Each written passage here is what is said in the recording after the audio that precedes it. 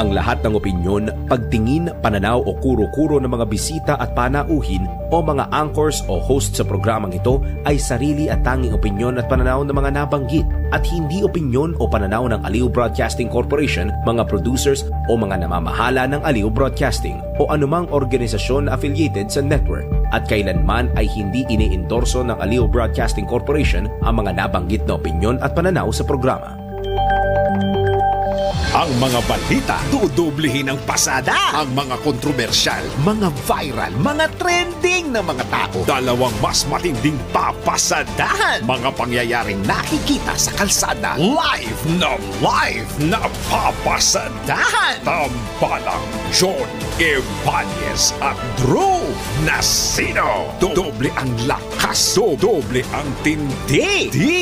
DWIZ Pasada Balita sa DWIZ News, DWIZ News TV at Aliw Channel 23 at sa digital channels ng DWIZ. Huwag magpapaiwan para huwag maunahan. Pasada Balita.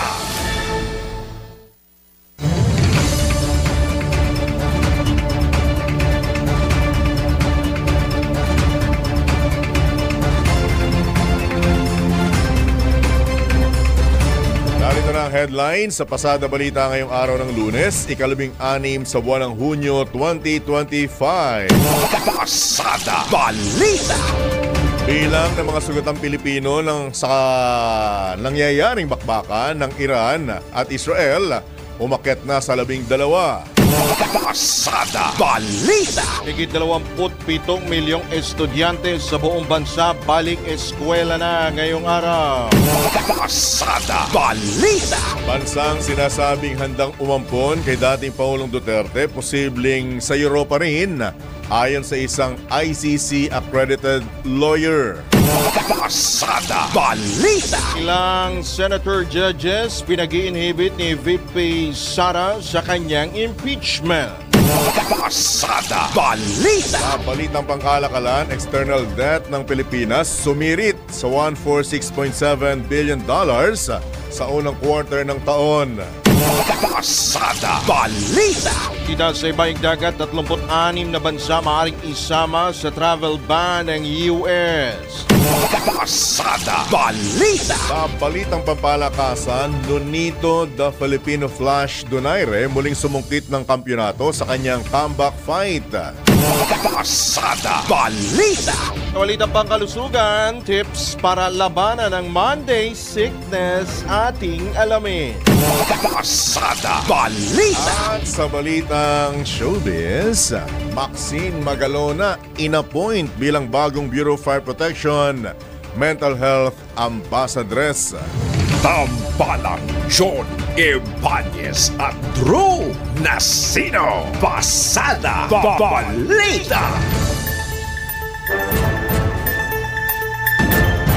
Magandang umaga Luzon, Visayas, Mindanao, Pilipinas. Kami po ang inyong tagapaghatid balita, John Ibanez at Drew Nasino. Pasada Balita. At ngayon, pasadahan na natin ang detalye ng mga nagbabagang balita. Pasada Balita. Umabot na sa 12 ang bilang ng mga Pilipinong nasugatan sa isinagawang airstrike ng Iran sa Israel. Ito ayon mismo kay Philippine Ambassador to Israel, Eileen Mendiola. Anya, mayroon ding 22 Pilipino na nawalan tirahan matapos mawasak ang kanilang mga bahay bunsod ng naturang pag-atake. Dagdag pa ni Ambassador Mendiola na personal niyang binabantayan ang kalagayan ng mga Pilipino roon habang nakipag-ugnayan sa mga otoridad. Ayon sa datos ng pamahalaan, nasa 30,000 Pilipino ang namamalagi sa Israel at may humigit kumulang 1,000 naman sa Iran. Pasada Balita. Naka-heightened alert na ang Department of Migrant Workers sa gitna ng lumalalang bakbakan sa pagitan ng Israel at Iran. At sa gitna na rin ito ng patuloy na pagpapaigting ng DMW sa pagkilos, pag-rescue at paghatid ng tulong sa mga OFW, mga Pilipinong apektado ng naturang kaguluhan.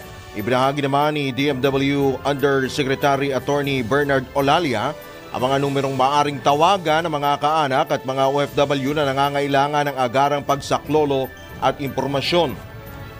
Meron po tayong pinalabas na hotline, yung 1348 na kung saan pwedeng tumawag po ang ating mga kamag-anak ng OFWs at kung ating mga OFWs nasa abroad, tawagan po nila +632-1348 para po humingi ng tulong at kami po sa DMW ay handa pong mag-rescue, tumulong sa lahat po ng nangangailangan. No? Yan po ang tinig ni DMW Undersecretary Attorney Bernard Olalia sa panayam ng DWIZ. Pasada Balita. Samantala, ligtas at agarang repatriation sa mga OFW na nasa Iran at Israel, pinatitiyak sakaling lumala pa ang kaguluhan doon. Tali mula kay Patrol 19, Celi Ortega Bueno. Dapat na handa ang ating pamahalaan sa mabilis at ligtas na repatriation o pag-uwi sa bansa na ating mga OFW na nasa Iran at Israel. Ito ang kay Senator Sherwin Gatchalian ay oras na lumala at lumaganap ang kaguluhan o armadong labanan sa nabanggit na mga bansa. Ayon kay Gatchalian, dapat na isama din sa contingency plan ang mga OFW na nasa Iraq dahil posibleng magkaroon ng regional tension. Git ng Senador, karapat-dapat na pagkalooban ng agaran at komprehensibong suporta ang ating mga kababayang OFW na apektado ng kaguluhan, tulad ng pagkakaloob ng livelihood assistance at health services kabilang na ang mental at health care. Mahalagaan niyang tiyakin na ligtas ang bawat Pilipino sa Iran, Israel at Iraq. Tungkulin anya ng pamahalaan na pangalagaan at tiyakin ang kanilang seguridad at proteksyon. Ito sa Patrol 19, Celi Ortega Bueno para sa Impira Metodong Lakas sa DWIC. Nagbabalita ng tama, naglilingkod ng tama. Kapag may bagong balita, naka-on air, agad-agad, DWIZ Patrol Report. Nagpabala naman si US President Donald Trump sa Iran na mararanasan nito ang buong puwersa ng Amerika sakaling atakihin nito ang Estados Unidos. Ito'y kasunod ng pagtanggi ng Pangulo sa sinasabing pagkakasangkot o ulat na sinasabing sangkot ang US o tumulong sa airstrike ng Israel sa Iran. Aminado si Trump na tumulong ang Amerika sa Israel sa pag-intercept ng mga missile. Iginiit ni Trump na may sapat na kakayahan o capability ang US at Israel na agad tapusin ang digmaan kung nanaisin. Ibinunyag din ng Pangulo ng Amerika na nakipag-ugnay na rin siya kay Russian President Vladimir Putin para magtulungan sa pagpapahupa ng tensyon sa pagitan ng Israel at Iran. Kaugnay nito, nagpayag din ng Germany, France at Britanya ng kahandaan na makipag-usap sa Iran para maiwasan ang paglala ng sitwasyon sa gitnang silangan. Pasada Balita. Kakaugnay pang balita, umuusad na ang crisis management team ng Philippine Embassy sa Israel kasunod ng tumitinding tensyon sa pagitan nito at ng Iran. Layo ng CMT na tutukan ang pagbabantay sa kapakanan at seguridad ng mga Pilipino sa Israel. Tiniyak naman ni Ambassador Eileen Mendiola ng Embahada sa Tel Aviv na nagpapatuloy na ang koordinasyon ng mga otoridad ng Israel at Pilipinas upang maiparating ang mahalagang paalala at tulong para sa ating mga kababayan. Hinimok din ng Embahada ang mga Pilipino sa Israel na sumunod sa mga panuntunan ng Israel Defense Forces Home Front Command at sa mga abiso ng Embahada na maging mapagmatsyag at handa sa bawat oras. Pasada Balita. Mapapaksa ng mga balita, nakatutok na ang Department of Education sa pagbabalik eskwela ng mahigit 27 milyong estudyante ngayong araw para sa school year 2025-2026. Ayon kay DepEd Assistant Secretary Jocelyn Andaya, mas mataas ito kumpara sa bilang ng mga nag-enroll noong. Nakatulong niya ang early registration ng education sector simula pa noong Enero upang mapaghandaan ang isang matiwasay at maayos na pagbubukas ng school year. Kaugnay nito, pinawi naman ni PNP Chief General Nicolas Torre III ang pangamba ng publiko hinggil sa kaligtasan ng mga estudyante ngayong nagbukas na ang panibagong school year. Pasada Balita. Samantala, mahigit 37,000 mga tauhan ipinakalat ng PNP kaugnay sa pagbubukas ng klase ngayong araw. Dahil mula kay Patrol 17, Jopel Pelenio. Kabuuang 37,740 na police personnel ang idineploy ng pambansang pulisya para siguruhin ang seguridad sa pagbubukas ng klase ng 45,974 na paaralan sa buong bansa ngayong araw, June 16, 2025. Sinabi ni PNP PIO Chief Police Brigadier General Randolph Tuanyo na 100% ng kasado ang halay ng PNP para sa pagbabalik eskwela ng mga mag-aaral. Bahagi naman ng pinaigting na police visibility, naglatag-aniya sila ng 5,079 police assistance desk sa bisinidad ng mga paaralan at nasa 10,759 police personnel naman ang nakahandang umasiste sa mga estudyante, school staff at mga magulang.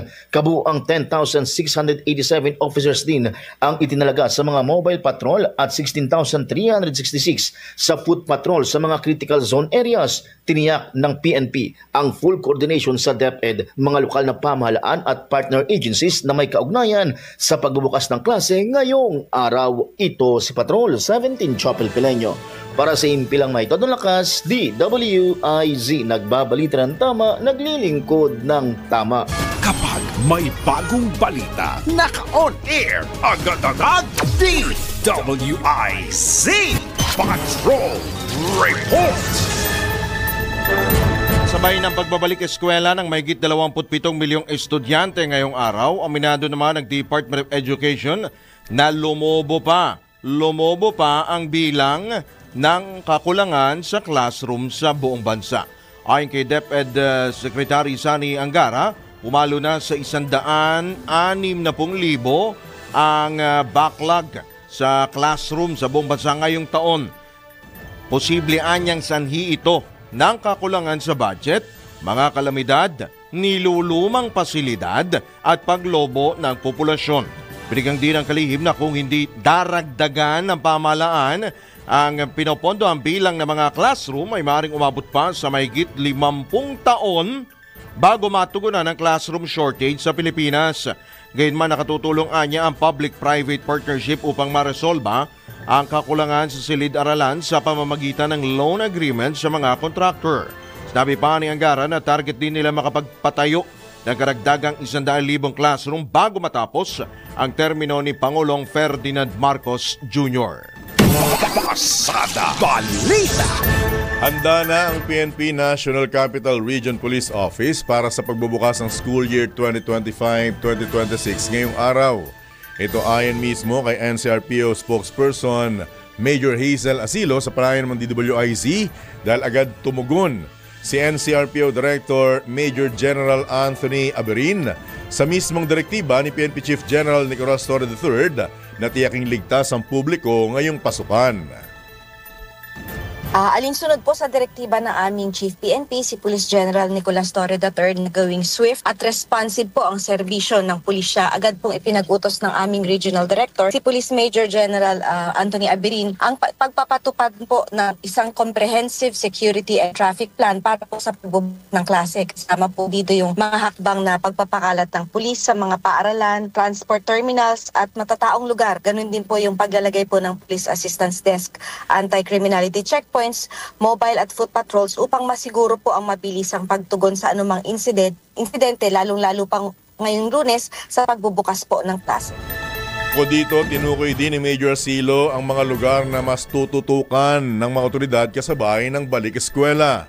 Yung po mga areas na malapit po sa major roads, yung transport hubs at saka po yung mga malalaking eskwela, ito po yung ating binibigyan ng prioridad at binigyan po natin na nag-set up po tayo dito ng mga police assistance desk para po mas madali po yung magiging action natin kung kailanganin po nila ng police assistance at kailangan po nila ng agarang aksyon kung halimbawa po man na meron po mga insidente na nangangailangan ng mga kapulisan. Po ang tinig ni PNP NCRPO spokesperson Major Hazel Asilo sa panayam ng DWIZ. Pasada Balita. Kumpirma naman ng Department of Trade and Industry na mas mababa pa ang presyo ng mga school supplies sa Divisoria at Baclaran sa itinakda nilang price adjustment. Ayon kay Trade Industry Secretary Cristina Roque, pasok sa guidelines ng DTI ang presyo ng school supplies na ibinebenta sa mga pamilihang napuntahan o inikutan ng kagawaran. Mas mainam niya na isama ang mga bata sa mga pamilya upang makapili ng kanilang mga gamit. Idinagdag pa ng kalihim na kanilang na ring minomonitor ang presyo ng school supplies online para masuri kung may paglabag sa patakaran ng kagawaran. Dahil dito hinimok ng DTI ang publiko na maging mapanuri sa mga binibilhin o mga binibiling gamit at maaring isumbong sa kanilang tanggapan kung may mga nakitang paglabag. Pasada Balita. Pagsasagawa naman ng Department of Health ng mga libreng check-up para sa mga estudyanteng unang beses pa lamang napapasok sa mga paaralan sa pagsisimula ng klase ngayong araw.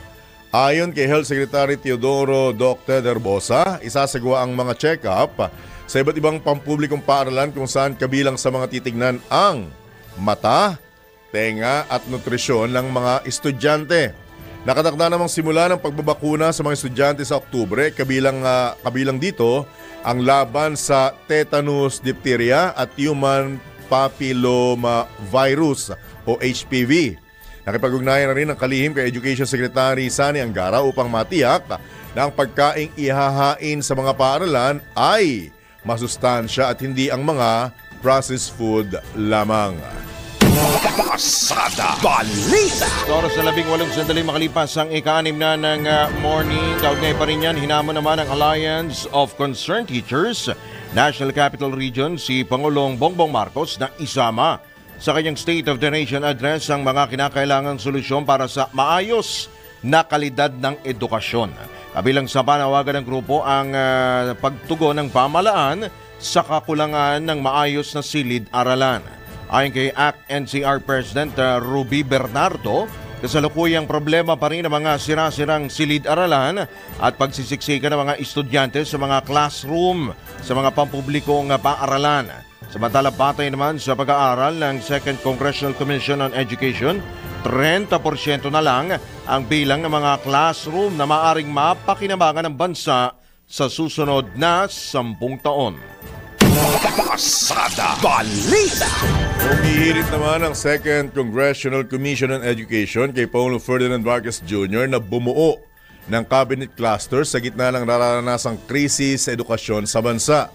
Ayon kina EDCOM 2 Co-Chairman Senator Sherwin Gatchalian at Pasig City Representative Roman Romulo, nagpasa na sila ng resolusyon nitong Hunyo 11, huling araw ng 19th Congress, upang matugunan ang mga umiiral na issue ng functional illiteracy, kakulangan ng akses sa kalidad na edukasyon sa murang edad, at malaking agwat sa pag-unlad ng mga guro na natukoy ng komisyon sa kanilang Year 1 at 2 reports.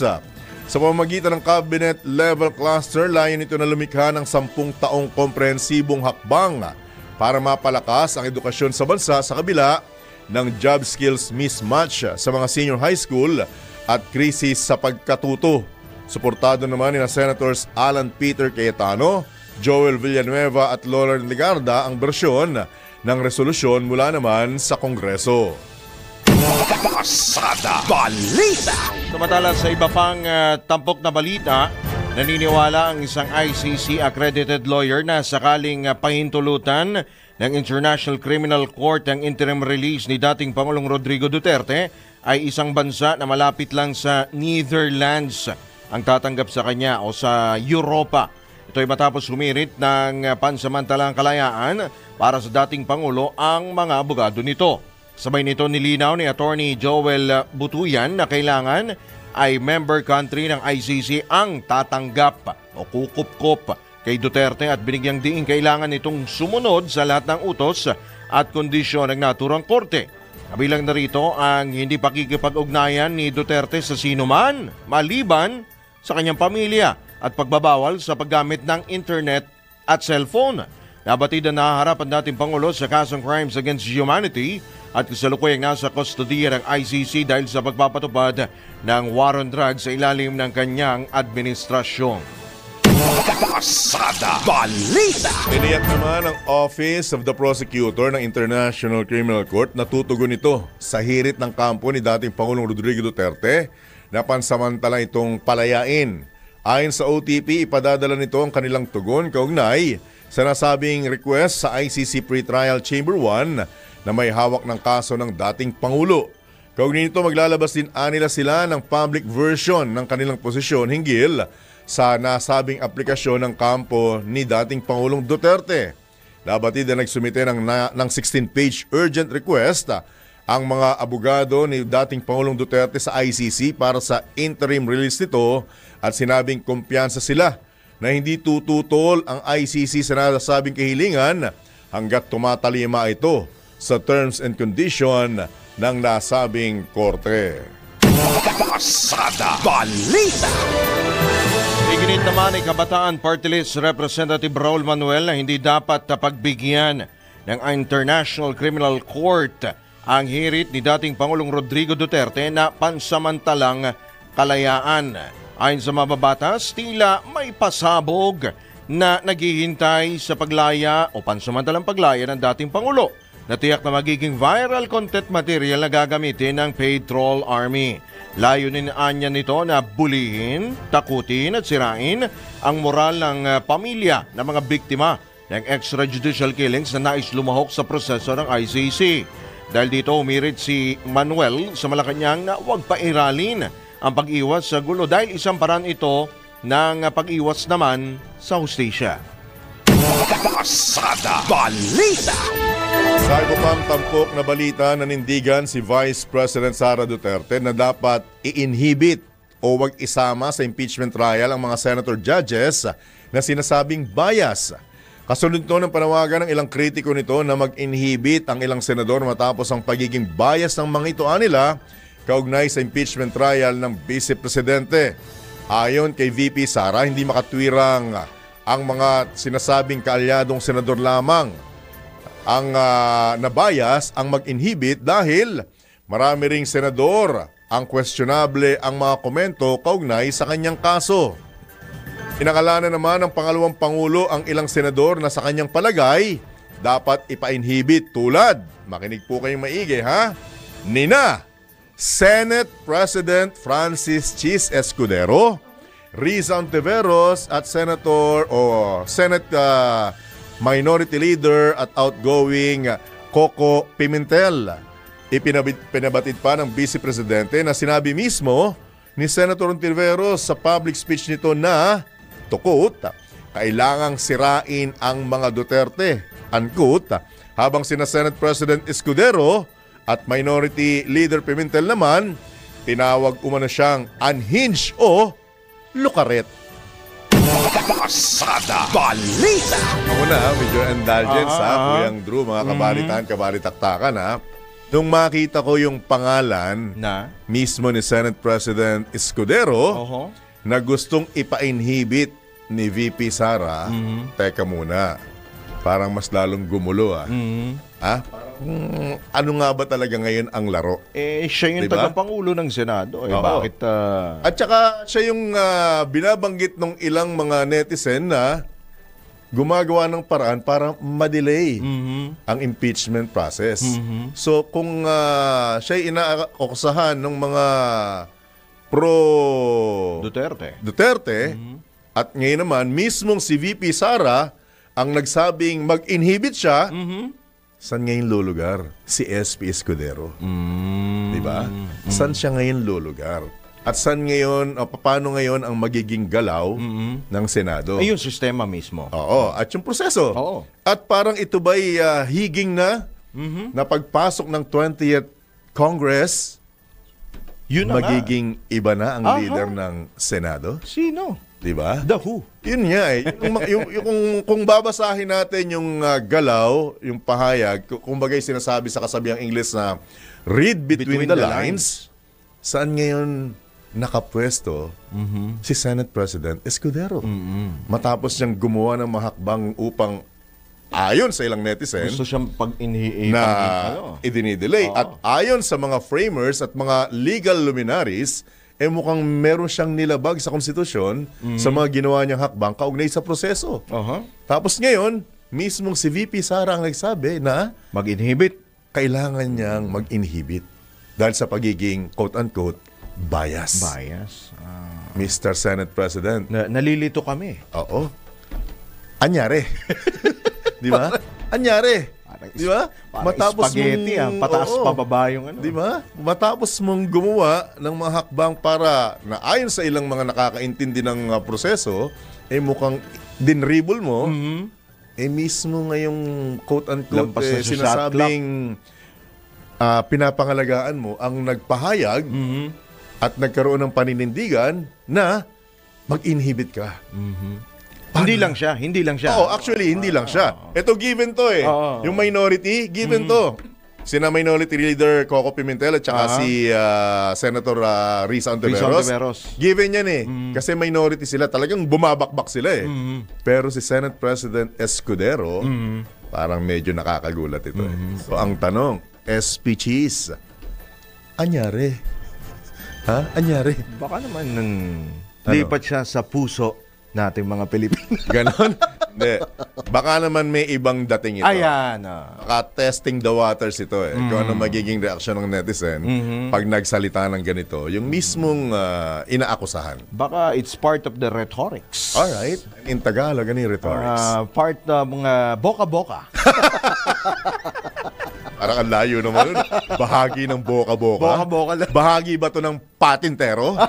Ha? Yung ba yung sinasabi mong rhetoric? Patintero ba to? Yung tinatawag nilang moro-moro? Kaya abangan natin. Sabi nga nila, namimiss ko tuloy yung sitcom sa telebisyon. Na? Yung abangan. Ang susunod susunod na kabanata, ... Version 2.0 yan. Abangan natin. Maganda to Higing exciting Anyway, Senator Judge Winer Contihino, oras muna natin sa hudyat.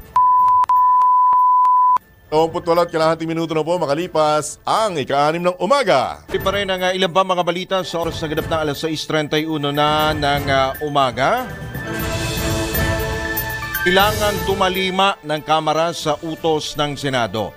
Ito naman ang binigyang diin ni outgoing Senate Minority Leader Aquilino Coco Pimentel III matapos ibalik ng Senado sa Kamarang Articles of Impeachment ni Vice President Sara Duterte. Binigyang diin ng senador na bilang impeachment court ang Senado, kailangan tumugon ng mababang kapulungan bilang prosecutor sa mga utos ng mataas na kapulungan ng Kongreso.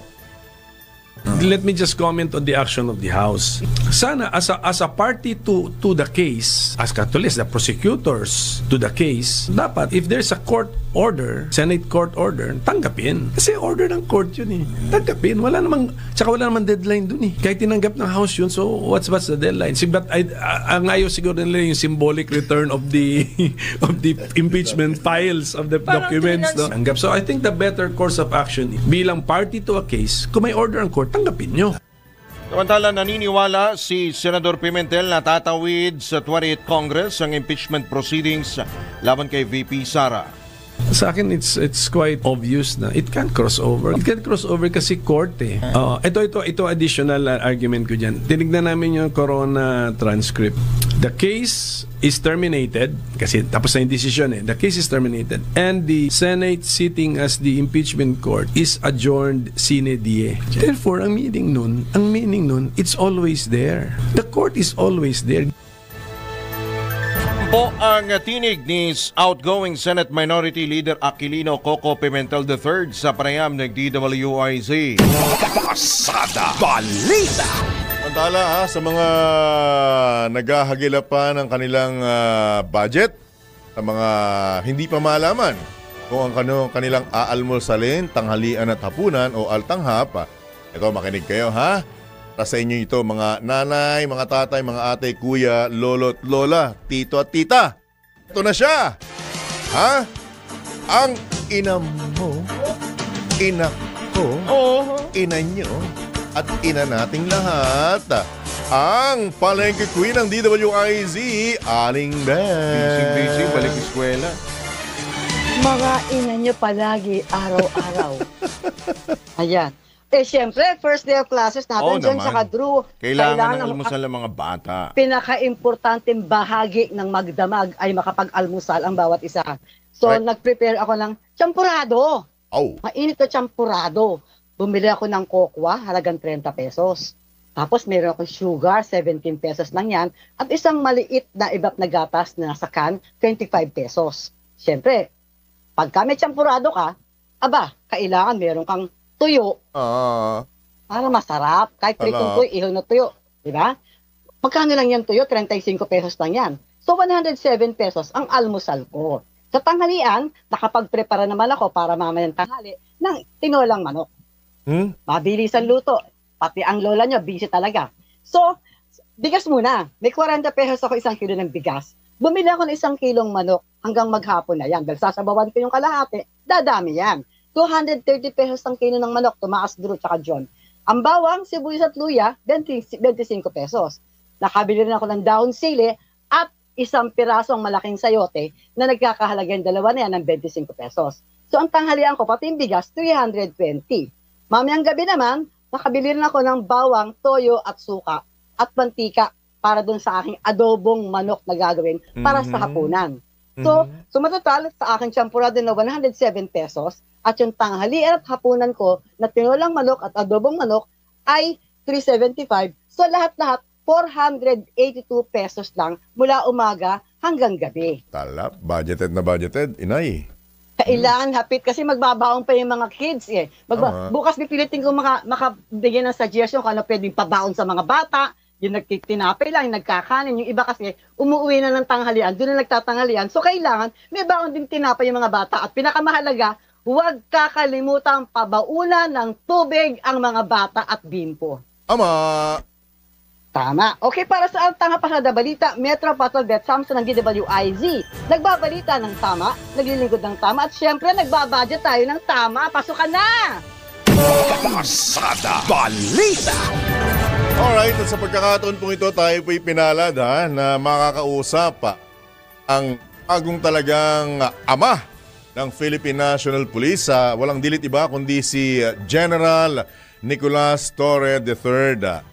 General Torre, good morning po. Johnny Bañez, Drew Nasino, live na po tayo sa DWIZ, Aliw Channel 23. Sir. Good morning po, General. Hello, ma'am. Morning ma'am. po. Hello. Kasi yung inspector General. General Torre. Bakit naging ganun ang boses ni General?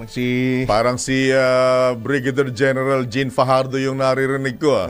Anyway, sinisiga po nating makuha ang panig ni ang mismong ama ng Philippine National Police. Unang-una dahil mukhang matindi yung kanyang paninindigan, yung paghigpit sa pamantayan ng mga commander at saka mga matataas na opisyal ng pambansang pulisya. At isa yung mga sinasabi niya na dapat maging mas maitim kayo kaysa sa akin. Ibig sabihin, dapat lagi kayong nasa field. At magdala ng bolo. Hindi ugnayan nyo. Kung hindi sila matututong bumaril ng tama, kung hindi magiging asintado, babawian kayo ng baril, mga pulis. Ang gagawin sa inyo, pagdadalahin kayo ng itak, bolo, o kaya batuta at arnis at pito na lang kung di kayo marunong, di ba? May kaugnayan yan doon sa ginanap na shoot fest ng PNP. At syempre nakatutok din ang PNP sa mga paaralan ngayong araw. Sa balik eskwela. Dami yan. So ilan yan sa mga nais nating malaman. Kasi importante para po sa kabatiran ng manglahat. Kung tataka kayo, bakit naghihigpit when it comes to proficiency standard sa paggamit ng baril. Syempre, armas po ng pulis yan . Hindi naman pwedeng bunot-putok lang kayo. Hindi naman basta-basta yan. Kailangan, lalo na kung tumataas ang inyong rango at kayo'y kabilang sa mga operating team, dapat pagaling ng pagaling. Dapat matipid kayo sa bala. Hindi kayo pwedeng mala action star na nag-uubos ng magazine, ang natutumba iisa. Tapos tumatayo pa. Di ba? Kailangan kada bitaw nyo, kada putok nyo, may tatamaan. At yung tatamaan, yun yung target. Naalala mo dati, merong mga pulis na nakipag-barilan, pero sila ang nalagasan.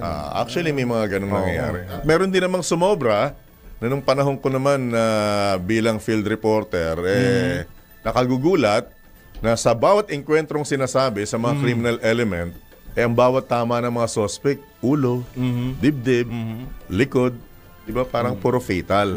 So dapat alamin natin kung ano nga ba ang pinaguhugutan ni PNP Chief Nicolas Torre III para ika nga'y manindigan siya. Higpitan ng pamantayan ng mga otoridad, lalo na yung mga matataas na opisyal. Pero bago yan, siguro, habang tinatawagan natin, nagkaroon ng technical problem, ready na ba yung isa natin? Isang report natin? Okay.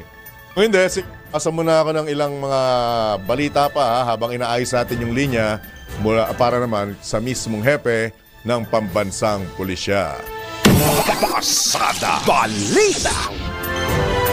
Prioridad ni Senator Risa Ontiveros na maipasa ang legislated wage hike bill sa pagpasok ng 20th Congress. Sa panayam ng DWIZ, sinabi ng senador na naintindihan niya ang pagkadismaya ng mga manggagawa sa nabigong pangako na dagdag sahod matapos maubusan ng oras at hindi maratapikahan ang nasabing panukala sa huling sesyon ng mataas na kapulungan. Talagang nakakalungkot na naubusan ng oras, nag-run out yung clock ngayong 19th Congress. Pero ang masasabi ko sa ating mga tagapakinig na manggagawa, asahan po ninyo na sa 20th Congress, next month na lang po yan, priority ko po na i-refile yung legislated minimum wage hike bill. At gagawin talaga po namin ang lahat para maipasa na yan once and for all. Gayunman, ipinabatid naman ni Senator Ontiveros na patuloy niyang pinag-aaralan kung pananatili niyang panukalang 100 peso wage hike ng Senado o dadagdagan pa ito. Inaaral na po ng legis ko yan. Simula at pangunahing pinagbabatayan. Ano ba talaga yung kailangan ng manggagawa sa ngayon?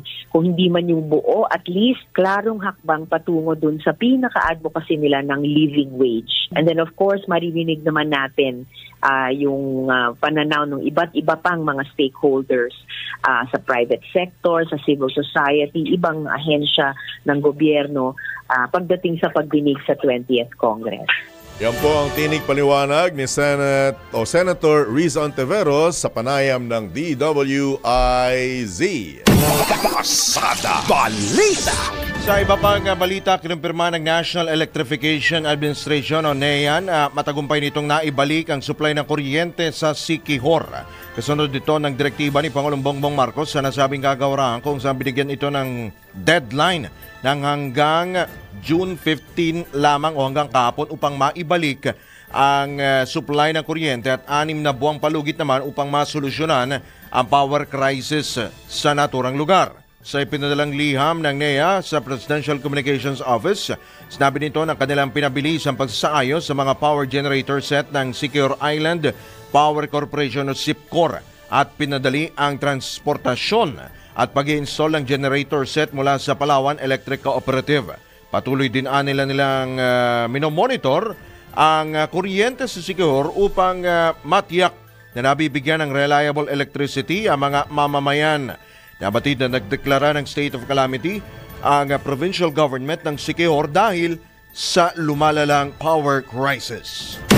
Pasada Balita. Samantala, Bucor abala na sa magkakasunod na paglilipat ng mga bilanggo mula naman sa NBP.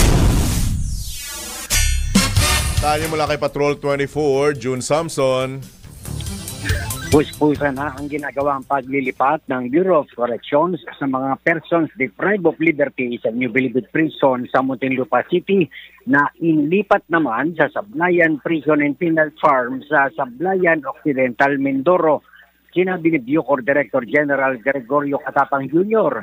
na 300 mga bilanggo ang kabilang sa pinakahuling batch na nailipat sa Mindoro, kaya sa kabuuan ay umabot na anya sa 11,227 ang total na bilang ng mga bilanggo na nailipat sa iba't ibang prison and penal farm sa bansa. Ayon kay Katapang, nanguna sa proyekto ang 100 corrections officers na nagsilbing escort unit kasama ang Bucor SWAT at mga medical personnel. Samantala, labis naman ang pasalamat ni Katapang sa Muntinlupa PNP, Highway Patrol Group at sa local maritime and coast guard services na kabilang sa namuno kaya naging mapayapa at tahimik ang ginawang pagbiyahe. Layunin ng paglilipat na magkakasunod makasunod sa decongestion program bilang bahagi ng preparasyon o paghahanda para sa pagsasara ng NBP Pista 2028. Patrol 24, June Samson. Para sa Himpilang May Todong Lakas, DWIZ. Nagbabalita ng tama, naglilingkod ng tama. Kapag may bagong balita, naka-on air, agad-agad, DWIZ Patrol Report. DWIZ Flash Report. May abiso po ang Philippine Embassy sa Israel. Mananatili pong sarado ang Philippine Embassy sa Tel Aviv hanggang sa karagdagang abiso. Alinsunod po ito sa pinakabago pong IDF Homefront Command Guidelines na nagbabawal sa mga pagtitipon at operasyon po ng trabaho. Ang tabay lamang po para po sa mga karagdagang pong detalye kaugnay po dyan sa kaganapan sa Israel, hinggil nga po sa kalagayan ng ating pong mga kababayang Pilipinong apektado ng bakbakan ng Iran at Israel. Pasada Balita. Oras muna sa udyat. 14:30 minuto na lamang, alas 7 na ng umaga. Ilan pa mga balita, palalawigin pa ng Taiwan ang visa-free entry program nito para sa mga Philippine passport holders hanggang sa susunod na taon. Ito ay opisyal na inanunsyo ni Taiwanese Minister of Foreign Affairs Lin Chuanlong sa Philippine Independence Day event na ginanap sa Manila Economic and Cultural Office sa Taipei. Magugunit ang nakatakda ng mapaso ang kasalukuyang visa-free program ng Taiwan sa katapusan ng Hulyo. Sa ilalim ng naturang programa, ang mga Pilipinong may 14 na araw na trip duration sa bansa ay magkakaroon ng visa exemption. Kaugnay nito, umaasa naman si Taiwanese Minister Lin na darating ang panahon na makapaglalakbay din ang mga Taiwanese sa Pilipinas ng walang visa. Pasada Balita. May maigi ha, lalo na po dun sa mga abusadong tsuper. Pinakakansila ng galit na si Transportation Secretary Vince Dizon ang lisensya ng nag-viral na taxi driver na naaktuhang naniningil. Kanig po kayo ha, ng mahigit 1,000 piso sa kanyang pasahero para sa biyahe mula na NAIA Terminal 3 patungong Terminal 2. Ha? 2 tumbling lang to ah. Ayon sa mga pasahero, pinara nila ang taxi sa labas ng airport at napag-usapang gamitin ng driver ang metro nito. Anila? Sa maniwala kahit hindi ha? Umabot sa 1,145 pesos ang kanilang binayaran kasama ang kaukulang toll gate fee. Ha? Depensa naman ang nagpakilalang manager ng operator ng Taxi Hub Transport. Wala silang ibinibigay na rate sa mga driver. At mahigpit anyang pinagbabawalan ng kumpanya ang mangontrata. Kaugnay nito, kinumpirma naman ng DOTR na kanina lang natukoy ang nasangkot na driver sa naturang labis na paniningil pasahe at kung mapapatunayan ng kontrata, tanggalin sa trabaho. Pasada Balita. Dilaw ba yan? Hindi naman nabanggit pero siguro dapat ding tignan yung metro. Airport metered siguro yan. Yung metro. Kasi ang problema, malakas talaga yun. Baka yung kada apak sa silinyador at saka kada preno, kada busina, kada galaw ng kambyo at kada hinga ng driver, bumabagsak ang metro. May ganun eh. Lalo na pagka bumahin. Lalo na pag nagkwento yung driver, parang makinili yung patak ng ano eh. Lalo na pag foreigner. Coming from you. Di ba ilang beses ka nang napagkamalan? Yung sa nabanggit ko na ba to? Yung sa taxi din sa airport. Sinundo ko yung tatay ko, di ba? Pagkamalan kayo parehong foreigner. Dollars ang sinisingil sa amin. Ganon? Oo. E di sana sinampal mo ng 30 piso. Hindi pa airport metered yun Pangkaraniwan taxi lang yun. Tanungin ko lang, magkaiba ba yung airport metered? Oo. Bakit? Iba yun. Kaya nga tinatanong ko kung airport parang lalabas yun. Special taxi sila? Mas mahal yung airport meter. Bakit? Oo. Bakit? Mas mahal kasi foreigner. Naman, di naman lahat ng luwabad sumasakay ng airport sa taxi sa actually, airport foreigner. Bakit ganun? Na-experience na dahil may binabayaran silang patong? Nagulat kami. Ang taas na eh. Anyway Pero ito, kahit anong sabihin mong traffic, hindi aabot ng 1,000 ang metro nito. Terminal 3 to Terminal 2 lang. Ang lapit lang. Pwede mong lakarin to eh. Oo, actually. Diba? May toll pa, ha? Hindi ka nagkakamali, pwede mong hindi ko nagmamadali, pwede mong lakarin to eh. Kaya lang tagaktak kung wala ka masyadong dala. Oo, tagaktak ang pawis mo from Terminal 3 to Terminal 2. Pero napaka-OA nito. Oo, sobra yan. Sobra. Ha? Ito sinasabi nga nila na ang pinakabintana at pintuan ng ating bansa ay ang mga paliparan. Oo naman. Kung halimbawa, hindi na uso ang video at hindi nakapagreklamo at nag-viral itong insidenteng ito, paano na? Okay lang yan kung foreigner. Okay in a sense kasi kung i-convert nila yung pera nila sa pera natin, mura lang yan. Hindi aangal yan. Pero kung kapwa mo Pilipino, utang na loob, 1,000, 145 piso. Grabe, ang taas naman yan. Ha? Masyado naman. Ano nangyari? Masyado naman. Ang tawag dito, luxury vehicle ba yung taxi? Daig pa yung Grab. Ha? Daig pa yung TNBS. Luxury ba? Pala. Ha? Ano ba yung mamahaling SUV na nagpasikat sa isang dating PNP chief? Cadillac ba yan? Oo, ang pintuan ba niyan gold-plated? Cadillac Escalade? Oo. Pag naupo ka ba parang nakaupo ka sa waterbed? Ganun ba yung klase ng sasakyan na yan? Matindi naman yun. Limousine ba yan? Oh my God! Pagka sumakay ka, may libre kang wine. Is that Rolls Royce? At may chaperon. Dinadala lamang po namin sa biro kasi nakakairita eh. Sobra. Diba? Lunes na lunes, ganito sa kapwa mo Pilipino. Sabihin natin, nagtatrabaho ka ng marangal. Oo, pero ayusin mo naman. Kaya iba, mas gusto ko, papasundo na lang kami. Siyempre, ikaw pa naman, susunduin ka. Ano ba yung pansusundo sa'yo? Alphard, pare. Diba? Yun yung bumubukas ng kusa yung pinto, bumababa ng kusa yung stepping board. kasi kami na magtatay, hindi pa ako nag-ahit. Hindi pa nag-ahit yung... Parang may pinatatamaan ka. Ganyan-ganyan ako na walang ng-racket dun eh. Dahil sa controversial na balbas barado. Ay na. Diba? Ito lang nakakatuwa lang. Wala bang plaka na binanggit niya? Wala. Pero tumbok naman At mismong si Transportation Secretary Dizon ang kumilos dito. Good thing. Pagpatuloy mo, kalihim. And speaking of transportasyon pa rin po, pinasisibak na sa pwesto ang dalawang kawani naman ng LTO Region 2 matapos mahuling nanampal at nanadyak ng isang 15 anyos na lalaki sa Tugigaraw, Cagayan.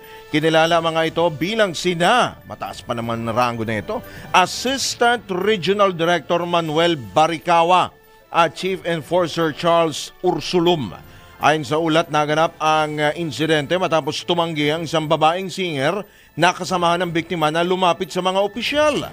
Sinuspindi na si Baricawa bilang bahagi ng standard procedure ng LTO habang ipinag-utos na rin ni Transportation Secretary Vince Dizon ang agarang pagpapatanggal sa pwesto ng dalawang sangkot na opisyal. Nagpapatuloy ang investigasyon ng ahensya sa insidente na ngayon ay nakikipag-ugnayan na sa dalawang biktima para sa pagsasampa ng mga reklamo. Pasada Balita. Samantala, Senator Pia Cayetano nakiisa sa panawagan na ipatupad ang sin tax allocation para sa PhilHealth.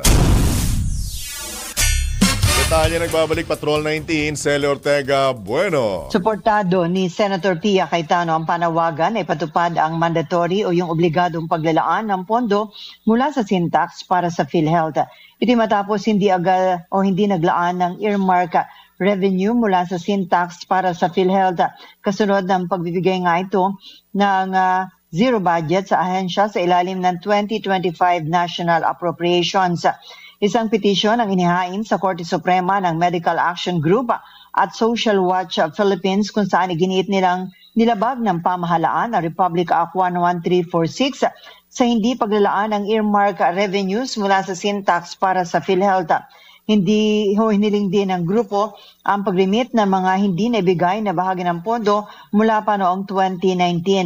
Giit ni Senator Cayetano, malinaw sa sin tax law na dapat maglaan ng bahagi ng kita mula sa tobacco at sugar sweetened beverages para sa PhilHealth. Ito para maponduhan ang paghahatid ng healthcare services sa ating mga kababayan. Paglabagaan niya sa batas at disservice sa ating mga vulnerable sector ang hindi pag-allocate ng bahagi ng nakukolektang sin tax para sa PhilHealth. Hindi anya bababa sa 69.81 billion pesos mula sa sin taxes ang nararapat na nailaan sa PhilHealth. Ito si Patrol 19 Sally Ortega Bueno para sa Impilang Metodong Lakas sa DWIC. Nagbabalita ng tama, naglilingkod ng tama. Kapag may bagong balita, naka-on air, agad-agad, DWIC Patrol Report! Samantala, kinumpirma ng Bacolod City Health Office na nakapagtala na sila ng unang kaso ng Mpox sa lungsod. Ayon sa Bacolod City Health Office, nasa stable na kondisyon na ang pasyente at patuloy itong binabantayan sa isang health facility. Sinabi ng CHO na katuwang ang Corazon Locsin Montelibano Memorial Regional Hospital, nag-activate na sila ng mga protocol para maayos na mapangasiwaan ang sitwasyon at patuloy na matiyak ang kaligtasan ng publiko. Kasabay nito, siniguro rin ng Bacolod City Government na nakahanda na ang lahat ng mga inilatag nilang hakbang para matugunan ang pagkalat ng Mpox sa kanilang lugar. Inabisuan na rin ang publiko na manatiling kalmado, maging malinis sa katawan, sundin ang mga health protocols at magpakonsulta agad sa doktor kung may sintomas. Pasada Balita! Muli namang iginiit ng Department of Health na under control pa rin ang kaso ng Mpox virus sa bansa kahit na patuloy ang pagsirit ng bilang ng nagkakasakit. Ayon kay Health Secretary Teodoro Dr. Darbosa, mas mataas pa rin ang bilang ng kaso ng Mpox noong nakaraang taon kumpara ngayong 2025. Kahit na anyay may kaunting pagsirit sa kaso sa ilang bahagi ng bansa, hindi pa rin ito mas mataas kumpara noong nakaraang taon. Higit pa ng kalihim, pinaiigting na ng DOH ang nilang kampanya sa education, treatment at isolation ng nasabing sakit upang maiwasan ang pagkalat pa nito. Aliban dito, kinumpirma rin ni Secretary Herbosa, hindi kabilang ang Pilipinas sa inisyu ng World Health Organization ng Public Health Emergency of International Concern. Itong headline sa Pasada Balita ngayong araw ng Monday, June 16, 2025. Pasada Balita! 12 Pilipino sugatan sa nagpapatuloy na bakbakan ng Iran at Israel, 22 iba pa nawala ng tirahan. Pasada Balita! DepEd nakatutok na sa pagbabalik eskwela ng mahigit 27 milyong estudyante. Pasada Balita! Bansang handang umampon kay dating Pangulong Duterte, posibleng sa Europa rin ayon mismo sa isang ICC accredited lawyer. Pasada Balita! VP Sara pinag-i-inhibit ang ilang senator judges sa kanyang impeachment trial. Pasada Balita! Sa balitang pangkalakalan, external debt ng Pilipinas sumirit na sa mahigit $146 billion sa unang quarter ng taon. Pasada Balita! Balita sa ibayong dagat, 36 na bansa na may ligrong mapasama sa travel ban ng US. Pasada Balita! Sa balitang pampalakasan, Nonito the Filipino Flash Donaire muling sumungkit ng kampyonato sa kanyang comeback fight. Pasada Balita! Sa balitang pangkalusugan, tips para labanan ng Manic Monday sickness, ating alamin. Pasada Balita! May isa pang masakat dyan yung Friday sickness. Friday sickness. Long weekend yun. Oo. Di ba? Karanasan ko dati yan. Buti na lang hindi nagsabay. Pag December, Monday tsaka Friday. December sickness. ba yan? Oo. Haba yun. Anyway, sa balitang showbiz, Maxine Magalona inappoint bilang bagong Bureau of Fire Protection Mental Health Ambassadress. Tambalang John Ibanez at Drew Nasino. Pasada Balita! Sa oras na 4 na sandali, makalipas po ang ikapito ng umaga. Sa pagkakataong ito, tayo po'y pinalad sapagkat makakausap po natin ang kalihim po ng Department of Trade and Industry sa katawan po ni Secretary Cristina Roque. Magandang umaga po, Secretary Roque. Welcome po sa DWIC Aliw Channel 23. Drew Nasino po at John Ibanez, Secretary. Good morning, ma'am. Yes, good morning. Good morning, John. Good morning, Drew. Yes. Alright. Maraming salamat. Salamat din po, ma'am, sa inyo pong pagpapaunlak. Alright. Direct to the point na pong katanungan, Secretary Roque, Yes. alam ko pong busy po kayo on a Monday morning. Ano po ang tugon ng inyong tanggapan dito po sa hirit na 3 pesos na dagdag presyo sa mga sardinas ng Canned Sardines Association of the Philippines, Madam Secretary. Yes, good morning, Drew. Good morning, John. No? Actually, mag-uusap pa po kami, but for now, there's really no price increase. We're still nagre-request sila ng meeting for us to discuss possibilities in the negotiating table, which normal lang po sa amin ito kasi nangyayari. But so far ngayon po, there's no price increase. Pag sinabi pong normal, Secretary Roque, ibig sabihin talagang dumarating sa ganitong point in time, ganitong buwan, ang ganyang mga hirit po ng mga kasamahan nating negosyante, Madam Secretary? Actually po, on a regular basis naman, kasi we really have a department called the Consumer Protection and Fair Trade, no? Which is really a department where all the industries, manufacturing man or retail, gano'n, nag-uusap talaga kami regarding the different challenges, the different problems that they encounter. So, dito din sa pag-uusap na to or regular na pag-uusap na to, we really discuss different possibilities. Po. Ano po ang such as yung price increase, such as finding other avenues kung saan sila makakabenta ng mga produkto nila, yung gano'n. Po.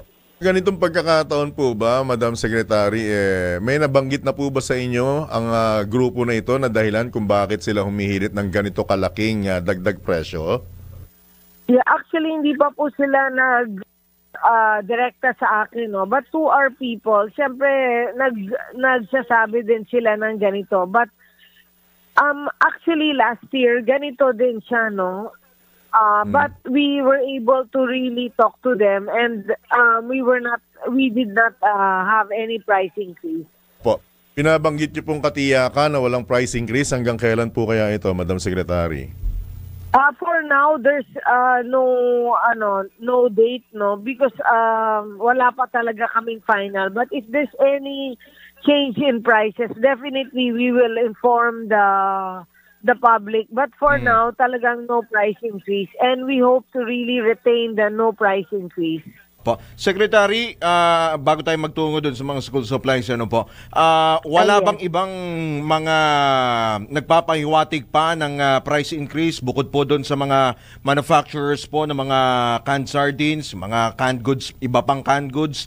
Meron ho bang mga pahiwatig ho at sa mga iba pang food manufacturers po, Secretary? Yes. Yes, so far wala naman po kasi we really address all the inquiries or all the requests, no.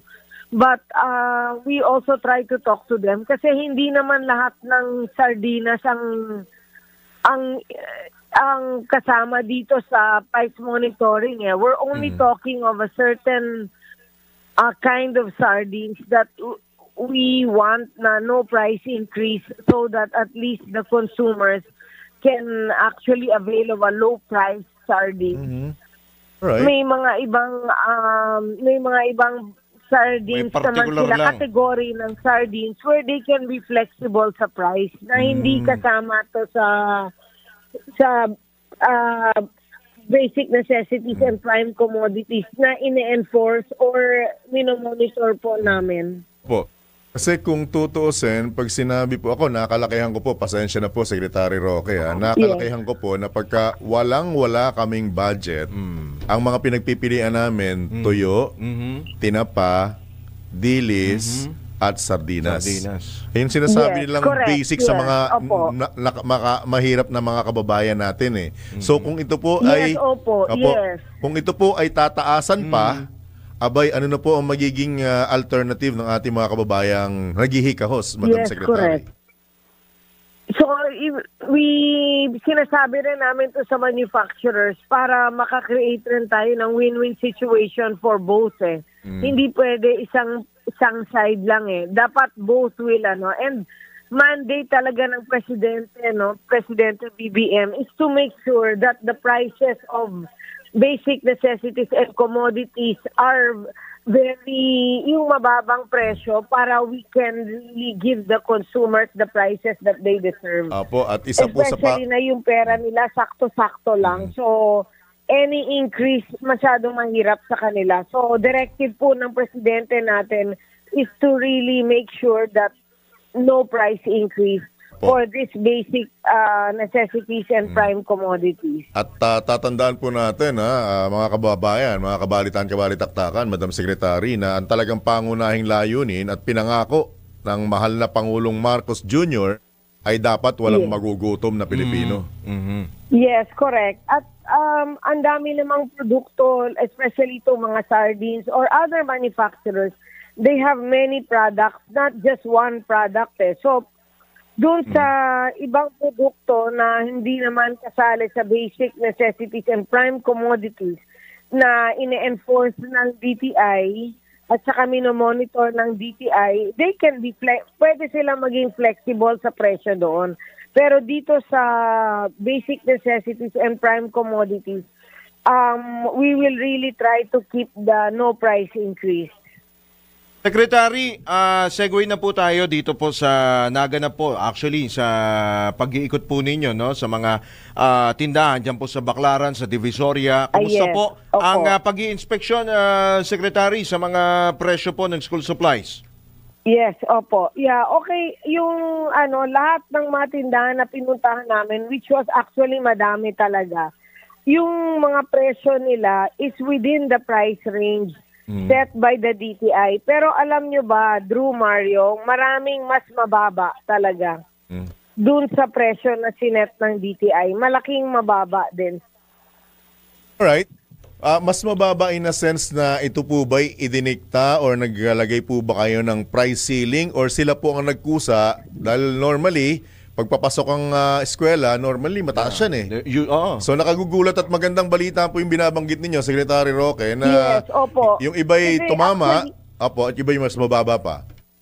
Yes, actually po, Mario, Drew, no, directive ito ng ating Secretary mahal na John Pangulo na si President BBM na we need to go around to make sure that the prices na set para sa school supplies ay within po sa price range na set by the DTI. Pero sa pag-iikot namin, maraming items actually na mas mababa sa, let's say, notebook lang, no? Ang price range ng notebook set by the DTI, 20 to 52 pesos.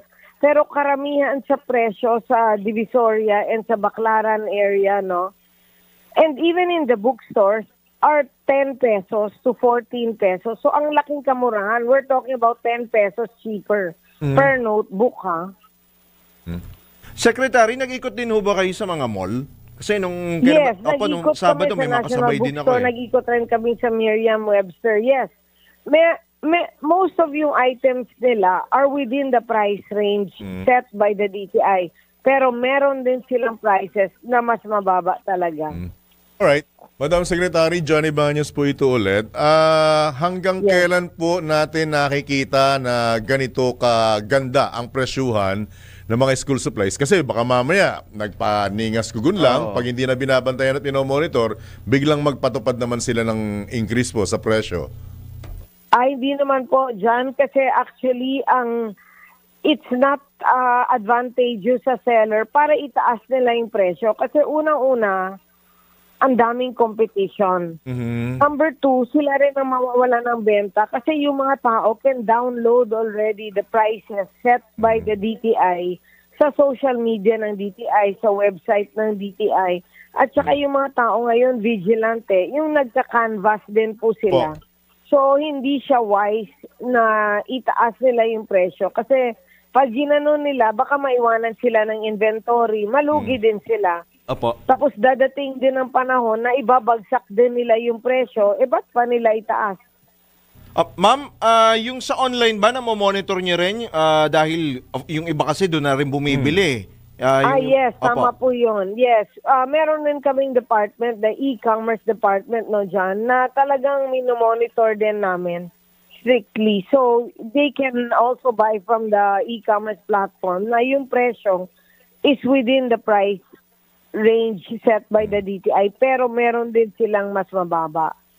Ang difference lang po sa online ay hindi mo makita yung quality, hindi mo rin yung mahawakan yung actual product. Po.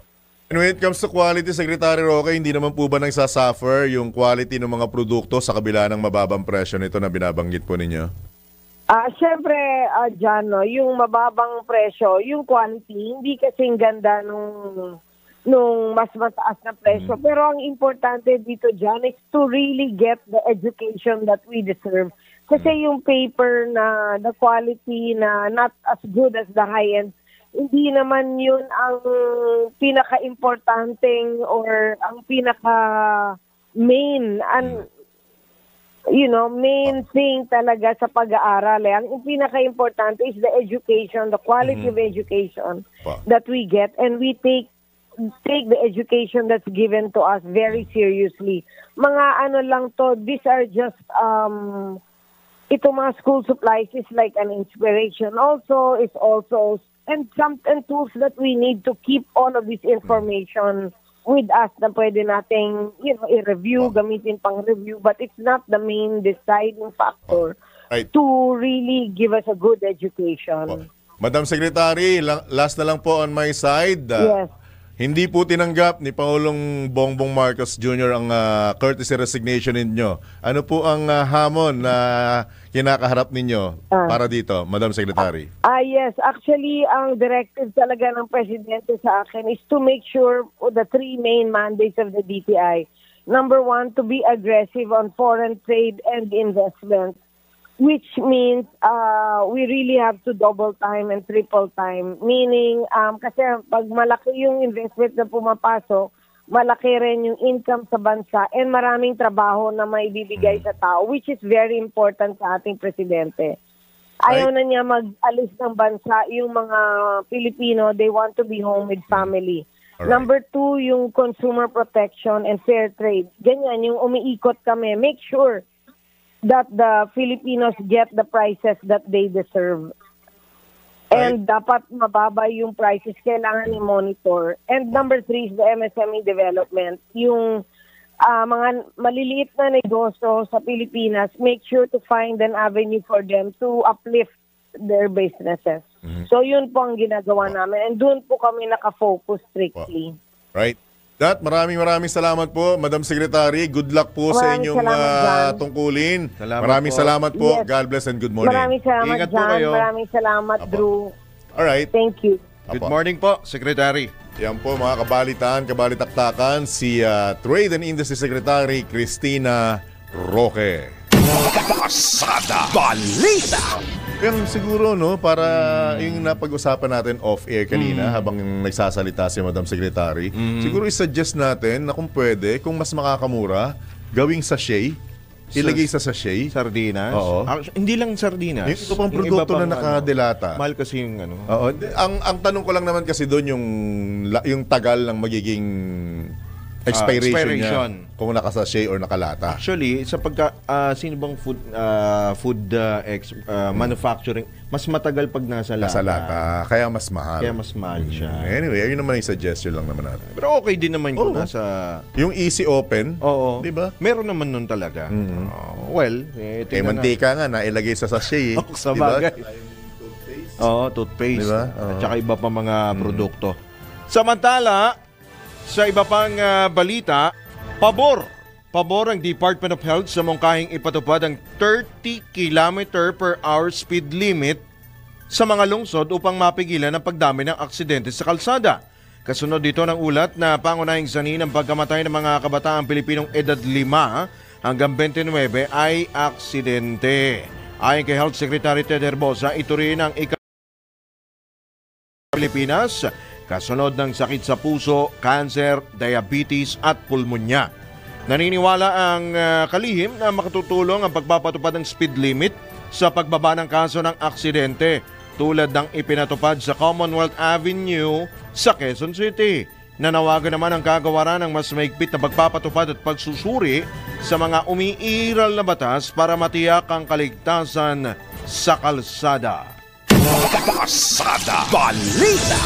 Samantala, matibay naman ang paninindigan ng Kamara sa likod ni House Speaker Martin Romualdez na muling binatikos dahil sa kanyang pagsusulong ng mga programang makatutulong sa mga Pilipinong nangangailangan. Ayon kay Attorney Princess Abante, tagapagsalita ng Kamara, ang pagtulong sa may hirap hindi kailanman dapat ikahiya, at kung ang pagtulong sa nagugutom at may sakit ay kalokohan para sa ilan, mas gugustuhin pa nila anilang matawag na tambaloslos kaysa matawag na kawatan dahil sa pagnanakaw sa kaban ng bayan, quote-unquote.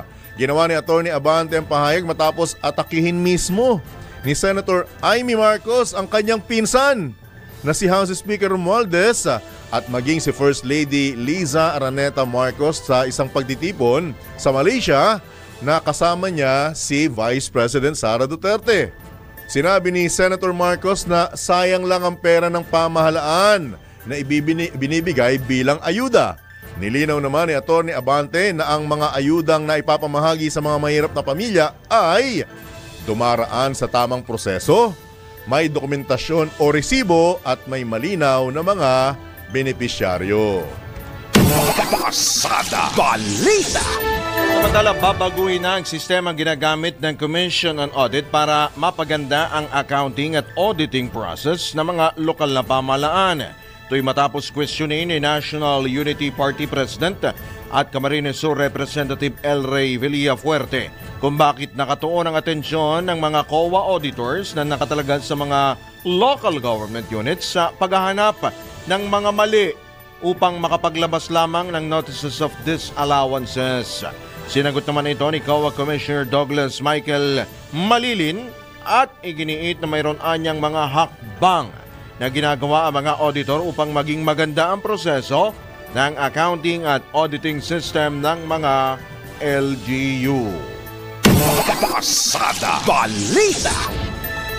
Inalamig naman ang hanggang ngayong araw na lamang ng Bureau of Internal Revenue ang paghahain ng aplikasyon sa State Tax Amnesty Program.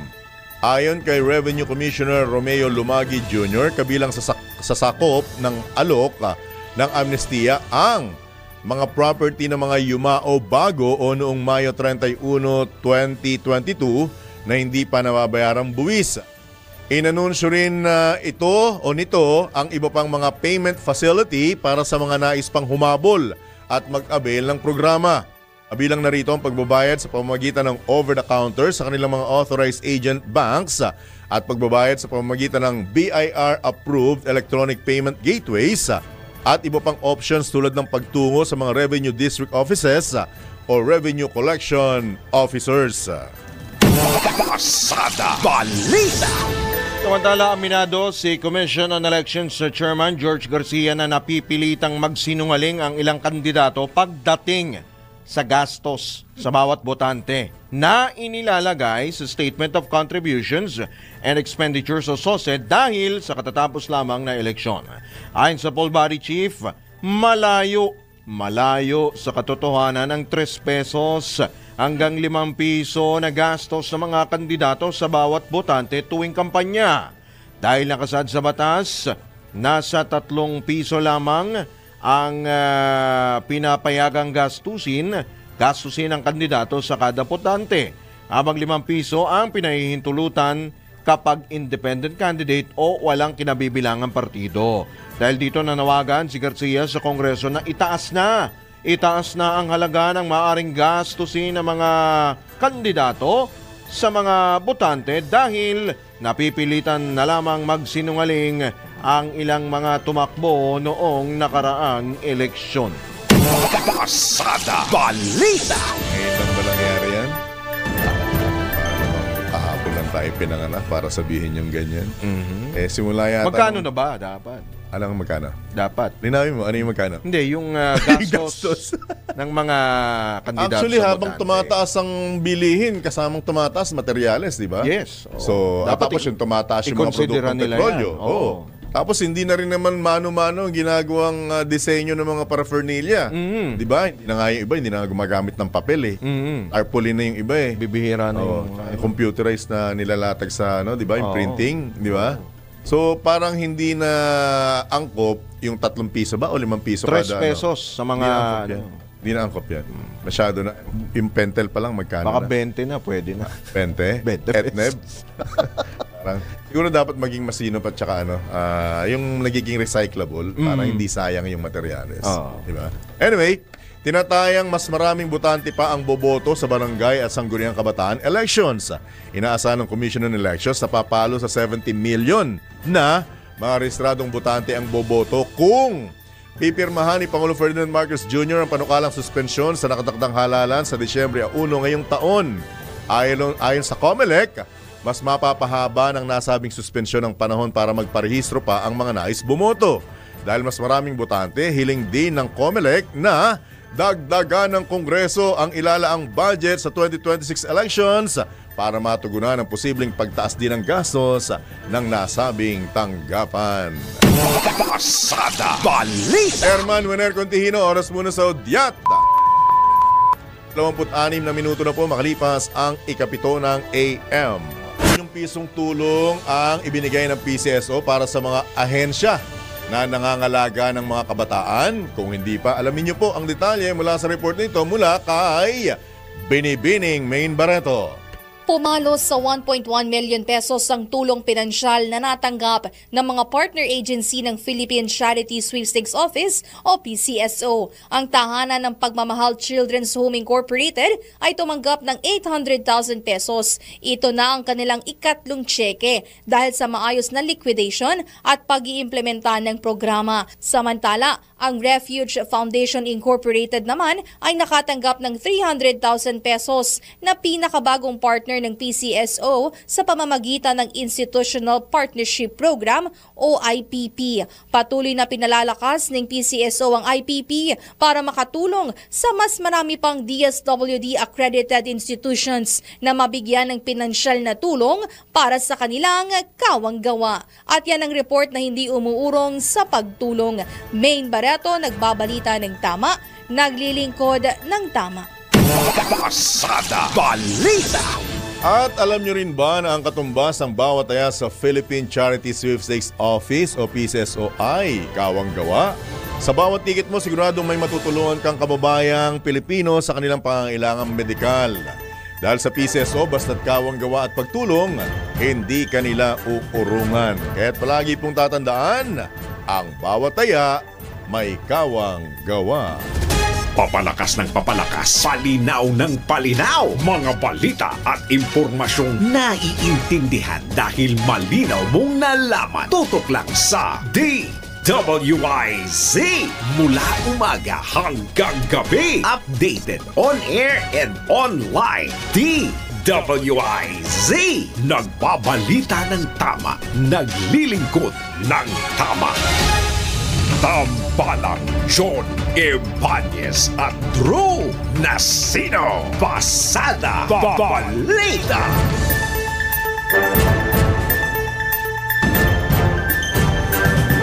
Oras ang ganap ng alas 7:30 na po ng umaga. Sa pagpapatuloy pa rin ng ilang pa mga balita, kinumpirma ni COMELEC spokesman Attorney John Rex Laudianco na suportado ng poll body ang rekomendasyon ng Kamara at Senado na wag nang ituloy ang barangay at sangguniang kabataan elections sa Disyembre 1. Sa panayam ng DWIZ, sinabi ni Atty. Laudianco na isa sa mga dahilan kaya't suportado nila ang pagpapalawig ng termino ng barangay at SK officials ay upang magkaroon ng long-term plan ang ahensya.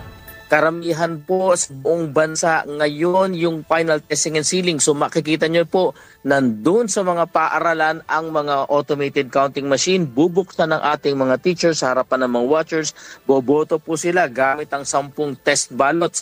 At pagkatapos po nun, talagang titignan nila yung resulta. Mano-mano dun sa election returns. Nagtugma ba? Kung nagtugma ito, ibabalik na sa zero, iseselyo na yung makina, papatayin at bubuksan na lamang po ito sa madaling araw ng May 12. Pinapatid pa ni Atty. Laudianco na maaring isagawa sa Enero ng susunod na taon ang voter registration sakaling lagdaan ni Pangulong Ferdinand Marcos Jr. ang pagpapalawig sa termino ng mga barangay at SK officials. Kailangan po talaga. In fact, kung kaya nga lang po, Lunes lang talaga ng madaling araw yung pamimigay. Kaya lang naman po nagkaroon ng pamimigay ng ligo. Sadyang may mga lugar po na malalayo. kailangan po na mabigay na sa kanila ng maaga. Pero wag po kayong mag-alala, kahit maibigay ng maaga yan, nandyan po yung ating PNP, yung AAP, gagabayan po yung ating mga teachers. Yan po ang tinig ni Comelec spokesman Attorney John Rex Laudianco sa panayam ng DWIZ. Pasada Balita. Nangako naman ang Department of Interior and Local Government na sasagutin ang gagastusin sa pagbili ng patrol vehicle ng Philippine National Police. Ayon sa DILG, bilang pagsuporta ito sa ipapatupad na 5-minute response time strategy ni PNP Chief General Nicolas Torre III. Sabi nito, sinabi ng DILG na handa na rin ang lahat ng Police Regional Police Office Directors sa pagpapatupad ng nasabing hakbang. Patuloy rin ayon sa DILG ang regular training ng mga pulis tulad ng simulation, communication at capability exercises. Dagdag pa ng DILG, nagsimula na rin ang 8 oras kada araw na shift ng mga pulis para masiguro na laging handa ang mga ito sa anumang operasyon. Tinanggal na rin ng pambansang pulisya ang mga police community precincts, mga substation at police boxes na hindi na kailangan para makita sa mga lansangan ang puwersa ng pulis at bilang tugon sa mismong hamon. PNP Chief Torre na 4, maging mas maitim kayo kesa sa akin. Pasada Balita. Samantala, agarang sinaklolohan ng Department of Social Welfare and Development ang lalaking may autism na biktima ng pambubugbog sa loob mismo ng isang bus sa San Jose del Monte City, Bulacan. Nag-viral pa po sa social media ang video ng naturang insidente. Alinsunod sa utos ni DSWD Secretary Rex Gatchalian, nagsagawa ng home visit ang DSWD Field Office 3 para malaman ang kalagayan ng biktima. Dahil dito, naisailalim na rin sa pagsusuri sa isang ospital ang PWD. Bukod dito, nakikipagtulungan na rin ang kagawaran sa lokal na pamahalaan para mabigyan ng psychosocial support at tulong pinansyal ang inabusong pasahero. Tinutukoy din ng DSWD ang posibleng legal na tulong upang makapagsampa ng kaso ang biktima laban sa mga suspect. Pasada Balita. Medyo, Kuyang Drew, mga kabalitan, kabalitaktakan, medyo affected ako dyan. Kasi lagi po nating tatandaan, mga kababayan, hindi po lahat ng PWD, makikita nyo po yung physical na makikita sa physical na anyo ng tao. Meron pong nagiging PWD dahil sa emosyonal at saka yung anong tawag doon sa iba. Kagaya niyan, autism. Autism yan Hindi po makikita yan. Hindi makikita sa physical na anyo ng tao na may autism ka unless yung pag nagsalita, tsaka yung mukha nila minsan kasi naiiba So careful po tayo, maging sensitive po tayo mga kababayan, mga kabalitan, kabalitaktakan kasi napakasakit po sa mga mahal sa buhay ng mga nasa ganyang sektor na sa halip na tayo po ang sumuporta at umunawa sa kanila, tayo pa po yung nagiging sanhi para maabuso sila physically. Alam natin, okay, going to the details with your indulgence, Kuyang, ang binabanggit kasi, nanakit, naging violente yung lalaking may autism. Isa po sa mga problema nila yan. Hindi nila kayang kontrolin yung kanilang sarili. Yung galit, yung tuwa, yung sama ng loob, yun po yung pinaka-ginagawa nilang outlet para mailabas yung emotions nila. So, sakit? Oo nga. Ramdam ko Kasi alam nyo yun, rin ako dito guilty rin ako lalo na doon sa mga parking ng PWD. Minsan pang may nagpark kasi doon at bumaba nakita kong hindi physically disabled, parang naku-question ko, bakit kayo dyan pumaparada? Hindi naman kayo PWD. Maling connotation Pero ang sabi nga naman ng ibang doktor, kung hindi naman kayo physically disabled, baka naman pwedeng ibigay nyo yung slot na yan doon sa mga physically disabled. Ngayon, going back to doon sa may mga autism at yung hindi evident yung kanilang masakit po yan sa mga kamag-anak, lalo doon sa mismong tao. Kasi hindi naman nila ginusto yun ang hirap ng sitwasyon nila hindi nila kontrolado yung emosyon nila, kuyang. Emotional ako kasi ewan ko lang Marami kasi sakit Marami kasi diba? sa atin na no offense man sa ating mga kababayan, pero hindi man actually lahat, no? Yung mga iba nating kababayan judgmental kasi kapag wala namang problema ito Saka inuuna yung galit, di ba? Wala namang disability to, baka nag-iinarte lang to, parang gano'n, di ba? Huwag nyo na naman pong sanang maranasan na magkaroon kayo ng ganyang pero klase actually, ng tingnan nyo rin po, diba? yung hindi lahat ng nakikita ho ng mata, yun po ang katotohanan, di ba? Meron pong nasa likod ho ng kumbaga, porket nakita nyo, ay okay naman ito, walang problema. Problema physically. Pero diba? hintayin yung kumilos, hintayin yung magsalita, hintayin yung kung ano express yung sarili niya. Di ba? Pag nakita nyo po yung expression, malamang matuto rin ho tayo paano bumasa din ho ng kilos ng ating mga kapwa. Kaya ako, thankful ako nung binanggit ng DSWD na tinulungan nila. Hindi lamang financial, kundi legal. Ako, agree ako dyan. Very good dyan, DSWD. Palakpakan tayo dyan. Okay ako dyan. Ayos yan. Pero nabuwisit ako dun sa mga Ang hirap kasi, kuyang. Ang hirap sa totoo lang. Sa totoo lang, ang hirap. Kasi lalo na yung generation ngayon. Actually, hindi mo makikita sa kanila physically nung una kong tingin, una kong pinanood, habang sinasapak-sapak siya, sabi ko parang may problema yata ito sa itong lalaki na ito. Mukhang payatot di ba? Kasi sinasapak siya, nakangiti siya. Nakangiti. Di ba? Doon na lang makikita mo may something wrong May something different di ba? Parang, anyway, ayoko lang maging masyado. Actually, ang ginagawa ko dyan, syempre ikaw talaga mag-a-adjust. Correct. Ikaw mag-a-adjust Minsan may mga nakakatabi ako dyan sa tren, nagsasalita mag-isa.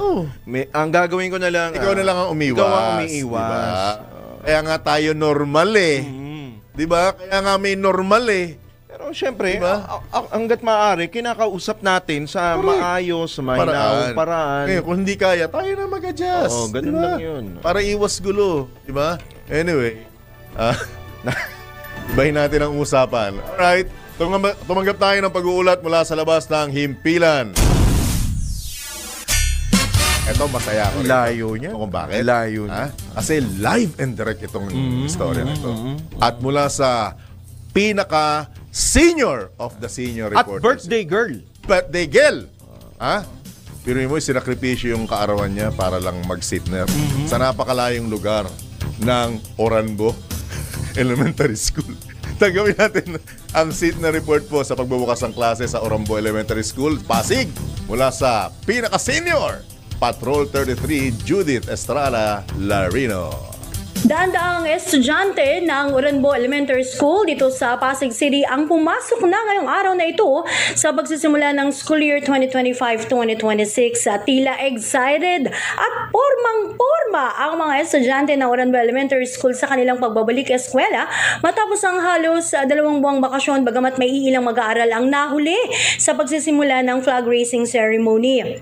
Winelcome ni Dr. Victor Javenia, OIC Principal ng Oranbo Elementary School, ang nasa 764 na mga mag-aaral, gayon din ang mga magulang na hinimok niyang mag-ikot-ikot at magsagawa ng konting inspeksyon o tingnan ang silid-aralan ng kanilang mga anak sa pagbubukas nga ng klase ngayong araw na ito. Ipinakilala rin ni Dr. Javenia ang mga guro at non-teaching personnel ng Oranbo Elementary School. Samantala, ipinabatid naman ni Police Master Sergeant Ocampo, team leader ng grupo ng Regional Police Mobile Force ng NCRPO, na 14 silang itinilaga sa Oranbo Elementary School para magsilbing augmentation force sa Pasig City Police sa pagbubukas nga ng school year 2025-2026. Yan ang pinakahuling kaganapan dito sa Oranbo Elementary School sa Pasig City. Ako, si Judith Estrada Larino, Patrol 33, nag-uulat sa ibilang may tonong lakas, DWIZ, nagbabalita ng tama, naglilingkod ng tama.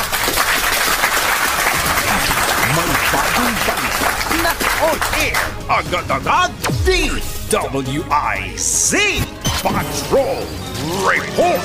Ulitin ko lamang po live and direct mula sa malayong paaralan ng Orambo Elementary School. Pasada Balita. Sa iba pang balita, selyado na ang pagbili ng Department of National Defense ng 12 FA-50 Block 70 Light Combat Aircraft mula Korea Aerospace Industries Limited. Ito'y matapos lagdaan ng DND at KAI ang isang kontrata na nagkakalaga ng $700 million. Kabilang sa package na bibili ng Pilipinas ay ang mission equipment, integrated logistics support at training and logistics information system. Tampok sa mga combat jet ang latest evolution ng FA-50 platform, advanced avionics, modern radar systems at extended operational range. Naniniwala ang DND na mahalaga para sa air defense capabilities ng bansa ang pagbili ng mga karagdagang FA-50 fighter jets mula Korea. Pasada Balita. Inadap ng Kamara ang inirekomenda ng Quadcom Committee na muling buhayin ang pagpataw ng death penalty o capital punishment sa bansa. Nakapaloob ang nasa abing rekomendasyon sa Committee Report number 1501 na inisponsoran ni Surigao del Norte 2nd District Representative Robert Ace Barbers. Sa rekomendasyon ng Quadcom, ipinarerepaso nito ang Republic Act 9346 o ang Act Prohibiting the Imposition of the Death Penalty in the Philippines. Ayon kay Congressman Barbers, kabilang sa mga posibleng patawan ng parusang kamatayan ang mga convicted criminals na lumabag sa RA 91565 o ang Comprehensive Dangerous Drugs of Act of 2002. Nabatid na binawi ang death penalty noong 2006 sa kasagsagan ng administrasyon ni dating Pangulong Gloria Macapagal Arroyo. Pasada Balita. Balik eskwela stories naman tayo. Minungkahi ni Senate Committee on Basic Education Chairman Sherwin Gatchalian ang paglalaan ng isang National Public School Database para mapabilis ang proseso ng enrollment. May tuturing anyang isang welcome development ang hakbang na ito na pahintulutan ang one-time submission ng isang birth certificate para sa buong K-12 education ng isang mag-aaral. Bukod anya rito ay mayroon pang mga hakbang upang mapabilis ang pag-register ng mga estudyante para sa isang school year. Lalamanin ng hirit na National Public Schools School Database ang pinagsama-samang record ng isang estudyante para mas maging madali sa mga guro at school staff ang pag-access sa mga dokumento ng mga mag-aaral. Pasada Balita. Oras muna, Engineer Juan Contihino. 4:04 minuto na lamang, alas 8 na ng umaga. Oras. Tuloy pa rin ang ilang pang mga balita. Tiniyak ng Philippine Ports Authority ang malinis at ligtas na mga pantalan bilang bahagi ng Opland Biyaheng Ayos Balik Eskwela 2025 para sa gitna ng inaasang pagdagsa ng mga pasero ngayong araw. Ayon kay PPA General Manager Jay Santiago, ito'y alinsunod sa direktiba ni Pangulong Ferdinand Marcos Jr. na gawing maginhawa at ligtas ang biyahe ng publiko. Sa Luzon, nakipagpulong na ang PMO-NCR North sa Northport at iba pang ahensya para tiyakin ang seguridad at maayos na daloy ng mga pasahero. Sa Visayas naman, nagsagawa ng pre-Opland meeting sa Ormoc, Leyte ang PMO Western Leyte at ininspeksyon sa mga pantalan. Sa Mindanao, nagsagawa ng refresher training at inspeksyon ang PMO Agusan habang lumahok sa Brigada Eskwela ang PMO Subsargenad Zamboanga. Layunin ng mga hakbang na ito na masiguro ang episyente at ligtas na serbisyo sa lahat ng pantalan sa buong bansa. Pasada Balita. Balitang pangkalakalan. Lumobo pa sa unang quarter ng taon ang outstanding debt ng Pilipinas sa account of borrowings ng pamahalaan at banking sector. Ito ayon sa tala ng Bangko Sentral ng Pilipinas kung saan pumalo sa $146.74 billion o mas mataas ng 6.6% mula sa nakaraang quarter at mas mataas ng 14% kumpara noong unang quarter ng nakaraang taon. Tumbas ito ng 31.5% ng gross domestic product ng bansa na mas mataas sa 29.8% noong nakaraang quarter. Itinuturo ng BSP ang pagtaas sa pangungutang ng pamahalaan para ponduhan ang infra projects at iba pang pangangailangan sa budget. Bunsod nito, tinayak naman ng kagawaran na nananatili pa rin ang kakayahan ng bansa na makabayad sa mga external na pagkakautang nito. Pasada Balita. Mga balitang dapat alam mo kahit sa labas ng bansa. DWIZ Balita sa ibang bansa. Pinag-iisipan na ng administrasyon ni US President Donald Trump na isama na rin ang nasa 36 na karagdagang bansa sa travel ban. Batay ito sa isang internal memo ng US State Department. Ito'y kasunod ng mas pinaigting na immigration crackdown ng Pangulo sa kanyang ikalawang termino, kabilang ang pagbabawal sa mga mamamayan mula sa 12 bansa na idineklarang banta sa seguridad ng Amerika. Sa memo na nilagdaan ni US Secretary of State Marco Rubio, kabilang sa mga binanggit ang mga issues sa seguridad ng pasaporte, kakulangan sa kooperasyon ng ilang gobyerno sa deportation at pagkakasangkot ng ilan sa terorismo o anti-American activities. Kabilang sa mga namimiligrong mapasama sa listahan o bagong listahan ang Nigeria, Egypt, Syria, Iran, Uganda, Ghana at 30 iba pa. Sa ngayon may 12 bansa na ang saklaw ng umiiral na travel ban, habang 7 pang bansa ang may partial restrictions. Pasada Balita. Sa mundo ng palakasan, ang latest malalaman sa DWIZ Sports News. Alamin natin ang latest sa mundo ng palakasan mula naman kay Bossing, Boss Ian Articona. Good morning, Boss John at Boss Drew! Narito na ang aking latest pulse update. Naging matagumpay ang pagbabalik boxing ni Nonito the Filipino Flash Donaire. Ito'y matapos masungkit ng Donaire ang World Boxing Association Interim Bantamweight Belt sa kalaban nito na si Andres Campos mula sa Chile. Sa score na 87-84, 87-84 at 88-83 mula sa 3 hurado, nakuha ni Donaire ang technical decision win. Dahil dito, inaabangan na ng the Filipino Flash ang kanyang magiging susunod na laban sa magiging panalo sa pagitan ni na WBA Bantamweight Champion Antonio Vargas ng Amerika at Daigo Higa mula sa Japan.